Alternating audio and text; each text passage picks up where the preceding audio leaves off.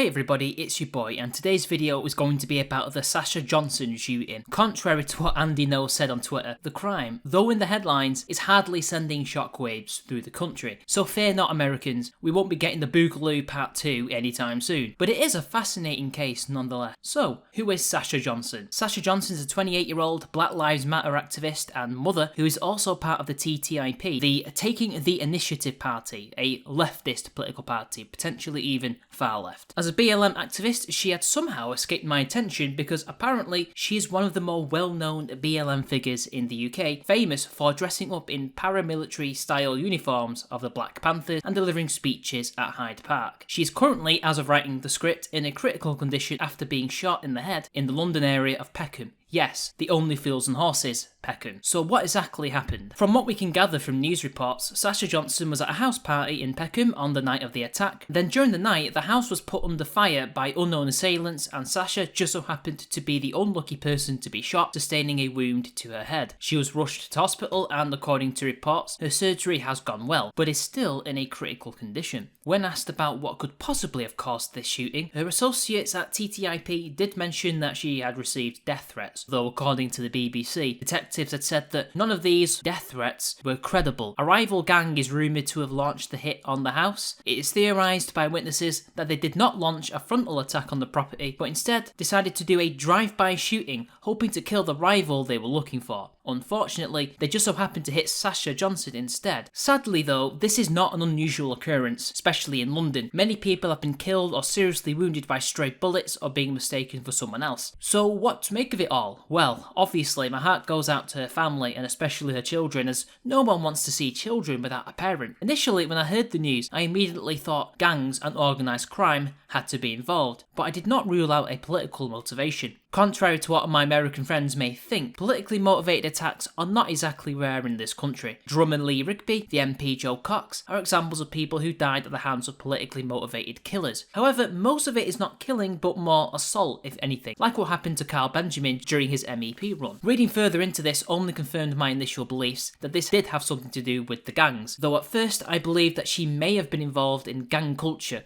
considering BLM's pro-criminal and anti-police stance. I think it is only fair to think that they would attract such people to their cause. Thankfully, it appears that she is not in fact linked to any gang in particular, but someone she may or may not know in that house is. I do find that TTIP's attempt to link the shooting to death threats was a bit of a sneaky thing to do. It's very typical of leftists to blame all sorts of situations on harassment and death threats, but if she's not involved in gang warfare, she would not be getting threats from gangs. The fact that detectives had not found any credible threats speaks volumes. I do find it interesting that the BLM activist has essentially been saved by the very force she wants to defund, which as we know is a euphemism for abolish, and that despite all their talk of solidarity, brothers and sisters, being comrades against the filth, it was most likely a black gang that accidentally shot her. Within a week of the shooting happening, as I had recorded the initial script, events unfolded quickly. 5 people were subsequently arrested for the shooting of Johnson, and indeed, one person has even been charged. The youngest of those arrested was 17 years old. The rest were 18, 19 and 28 respectively. The 18-year-old was the one who was charged by the police and appeared in court for conspiracy to commit murder. Now, the BBC article does not actually tell us if he and his accomplices conspired to kill Johnson or another person that was at the party. Also, if you look at the article, you'll notice that things look a bit barren. Almost as if something was removed. Oh dear. Yes, because you see, in Britain, we do not publicly film and present court cases. We instead have artists who draw renditions of the trial for the public and the media. This was the picture that was initially on the article, before I found it was subsequently deleted. As you can see, my suspicions were indeed confirmed. The man is in fact black, and you can also be rest assured that his accomplices were also black. Unlike what a lot of Hollywood films tend to show, criminal gangs don't tend to be very diverse. The fact that the leftist-infested BBC chose to memory hole this image from the article is not surprising.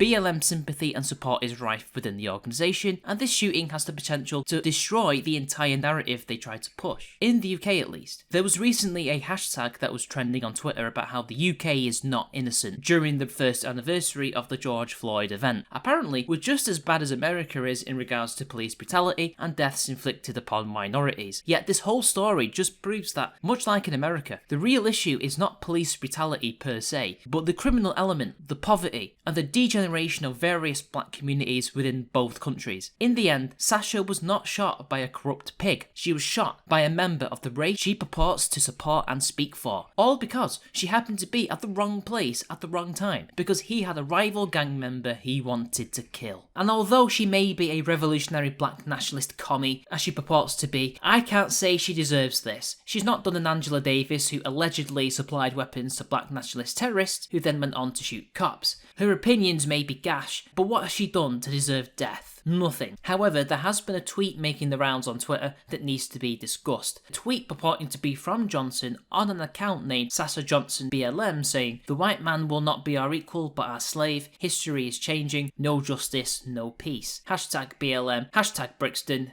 Hashtag BLM UK." This is a pretty reprehensible tweet, and it is something you would assume someone who dresses like a Black Panther and is a BLM activist would say. Indeed, it wasn't long ago that BLM UK were posting legitimately anti-Semitic tweets and other racist stuff against whites. BLM supporters like boxer Anthony Joshua even demanded a racial boycott of white businesses during the George Floyd protests. However, a cursory glance at the Twitter profile shows it was created in May 2020 and had only been active between the 2nd and 3rd of August that year. I then did some more digging, which didn't take long, and I found another account named Sasha Panther 93, linked by people on Twitter who claim to be the real Sasha. In fact, this account even went out of its way to make a post telling the public that Sasha Johnson BLM was not her, but an imposter. Although, because neither account is verified, it's still in the air as to whether or not either account is her. But I do believe that Sasha Panther 93 may in fact be her, and not Sasha Johnson BLM. For starters, Panther 93 has tweets promoting a variety of the causes and organisations she's involved in. The racial tweets are more in the vein of memes and moaning than outright hatred, as far as I can tell. Not that she may or may not have posted racist tweets about whites, but it seems like a typical left-wing black woman who has race on the brain. Furthermore, this account is more recent, and it did say that it was initially formed to tell people that the other account was not her. And it seems that, much like myself, once she got the Twitter bug, she couldn't stop. The former account is not her in my opinion, simply because it has not been active since August of last year, and that it seemed to stop posting as soon as it was exposed.